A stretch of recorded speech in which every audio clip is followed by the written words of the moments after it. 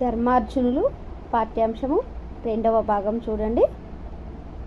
ఇక్కడ ధర్మరాజు యొక్క గుణగణాలను గురించి తొల్లిట భూదేవి ఈ భూమిని పరిపాలించినటువంటి రాజులందరినీ చూసినట్టయితే ఈ ధర్మరాజుని మించినటువంటి రాజు లేడు, ఇతనే ఈ భూమిని శాశ్వతంగా పరిపాలించాలి అని చెప్పేసి ఇంద్రప్రస్థ ప్రజలు అనుకుంటూ ఉన్నారు. ఇక తర్వాత చూడండి, ఎంత లెస్సగానున్న నంత వేడుకేగాని ప్రజల కల్మి కసూయ పడుటలేదు. చూడండి, ఎంత లెస్సగానున్న అంత వేడుకే కానీ, అంత ఆనందమే కానీ ప్రజలు ఎంత గొప్పగా ఉంటే, ఎంత ధనవంతులు అవుతూ ఉంటే, ఎంత అభివృద్ధి చెందుతూ ఉంటే వాళ్ళని చూసి ఆనందపడడమే కానీ ప్రజల కల్మి చూసి అసూయ పడుటలేదు. ప్రజలు అందరూ కూడా కలిసిమెలిసి ఉండి ఒకరికొకరు సహకరించుకుంటూ పనిచేసుకుంటూ ఉంటే దాన్ని చూసి ఆనందపడ్డాడే కానీ అమ్మో వీళ్ళందరూ కలిసి ఉన్నారు, దీనివల్ల నా రాజ్యానికి ఏమన్నా ప్రమాదం వస్తుంది, నా పైన తిరుగుబాటు చేస్తారేమో అని నిజాం నవాబు లెక్క ఎప్పుడూ కూడా ఇక్కడ ఈ యొక్క ధర్మరాజు అసూయ పడలేదట. తన యొక్క ప్రజల ఆనందానికి తన ఆనందంగా భావించేవాడే నిజమైన రాజు అని చెప్పేసి ఇక్కడ చెప్తున్నారు. ఇక చూడండి, తను గొల్వవలె నందరను ప్రియం భేకాని మానిసి వెగటించుట కైనలేదు.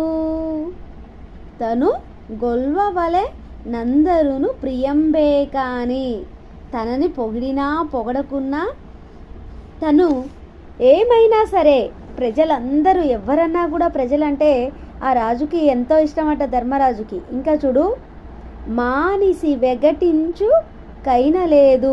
అరే వీళ్ళందరూ కూడా నన్ను జైజేలు పలకట్లేదు, ఊకే నా అనుచరుల్లాగా తిరగట్లేదు, నన్ను గొప్పగా పొగడడం లేదు అని ప్రజల్ని విసుక్కున్నది కానీ వారి పట్ల చిన్నతనాన్ని చిన్నబుచ్చుకున్నటువంటి రోజు కానీ ఎన్నడూ కూడా లేదట.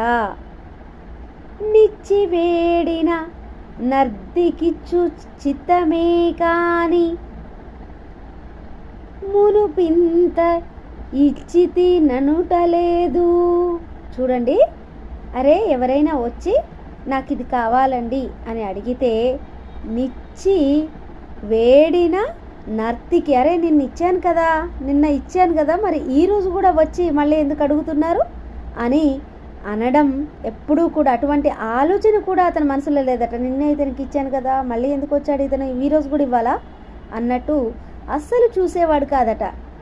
ఇంకా మునుపింత ఇచ్చి ననుటలేదు. ఇంకా అతన్ని కూడా, అరే నిన్ననే కదా నువ్వు వచ్చింది, మరి నిన్ననే నీకు ఇచ్చాను కదా అని కూడా ఎన్నడూ కూడా ఎవరితో కూడా అనలేదట. రేవగల్ ధర్మ మార్జించు దృష్టియే కాని న్యాయంబు దప్పినా నడకలేదు.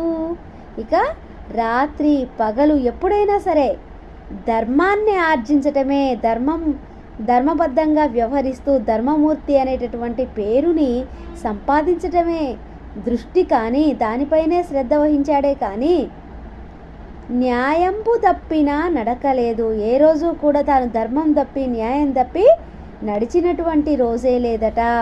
ఇక చూడండి, కలడే ఇటువంటి రాజులోకమునెందు జలది వలయిత వసుధీ చక్రమెల్లా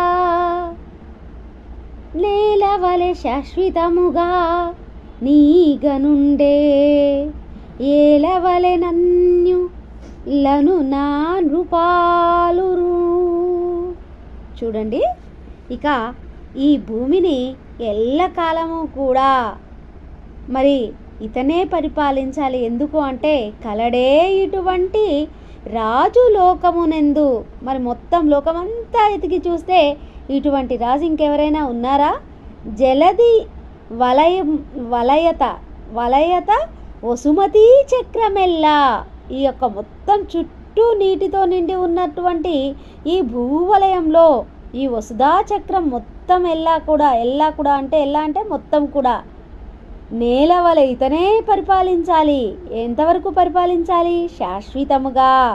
నీ ఘనుండే, ఇతను ఘనుడు కాబట్టి ఇతను ఎంతో గొప్ప అయినటువంటి ఔదార గుణం కలిగినటువంటి వాడు, ధైర్యవంతుడు, మంచి గుణాలకు నిలవైనటువంటి వాడు. అందుకే ఏలవలే నన్యు, అన్నీ కూడా ఇతనే పరిపాలన చేయాలి. నా రూపాలు డలరు. ఈ నా అంటే నా యొక్క నృపాలుడు, నా యొక్క రాజు, నా యొక్క ఈ ధర్మరాజు, నా భూమిని పరిపాలించే ఈ ధర్మరాజే ఈ భూమండలం అంతా కూడా పరిపాలిస్తే బాగుండు అని చెప్పి ఇంద్రప్రస్థ ప్రజలు అనుకుంటూ ఉన్నారట. ఇంకా చూడు, ఇంకా అతనిలో ఉన్నటువంటి అపారమైనటువంటి మంచి గుణం మనం నేర్చుకొని ఇంకా ఆ పద్యాన్ని పదే పదే మన ముందు తరాలకు కూడా అందించవలసినటువంటి పద్యం ఇది. చక్కగా అందరూ కూడా నేర్చుకోవాల్సిన పద్యం. కోపమొక్కింతలేదు బుధకోటికిం గొంగున్ బసిడి సత్యమారూపమో తారతమ్యములెరుంగు స్వతంత్రుండు నూతన ప్రియటోపములేని నిచ్చలుండిటుల్ కృత లక్షణుండై చెలంగగా ద్వాపర లక్షణుండనగవచ్చునుకో ఎల ధర్మనందనున్. చూడండి ఎంత చక్కగా ఉందో. కోపమొక్కింతలేదు, కోపం కొంచెం కూడా లేదట. బుధకోటికి గొంగున్ బసిడి, ఇక బుధకోటికి బుధులు మంచివాళ్ళైనటువంటి వాళ్ళందరికీ కూడా కొంగున్ బసిడి, కొంగు బంగారం లాంటి వాడట. సత్యమా రూపము, ఇక ఆయన రూపం చూస్తే సత్యము నిజము అనేది మన ముందు నిలబడితే ఏ రూపంలో ఉంటుందో అదే ధర్మరాజట. తారతమ్యము లెరుంగు, ఇక్కడ చూడండి చిన్న పెద్ద, పేదవాడు ధనికుడు, ఆడవాళ్ళు మగవాళ్ళు, ఇలా వయస్సు భేదము, తర్వాత సంపదల యొక్క భేదము, ఆర్థికపరమైన రాజకీయపరమైన మంచివాళ్ళు చెడ్డవాళ్ళు, బుద్ధివంతుడు బుద్ధిహీనుడు, ఇలా మనుషుల్లో ఉన్నటువంటి అన్ని రకాలైనటువంటి తారతమ్య గుణాలు తెలిసినటువంటి వాడు. స్వతంత్రుండు, ఇంకా నిర్ణయాలు తీసుకునేటప్పుడు ఎప్పుడు కూడా పక్క వాళ్ళపైన ఆధారపడనటువంటి వాడు, ఎప్పుడు ఆధారపడేవాడు కాదు. నూతన ప్రియటోపము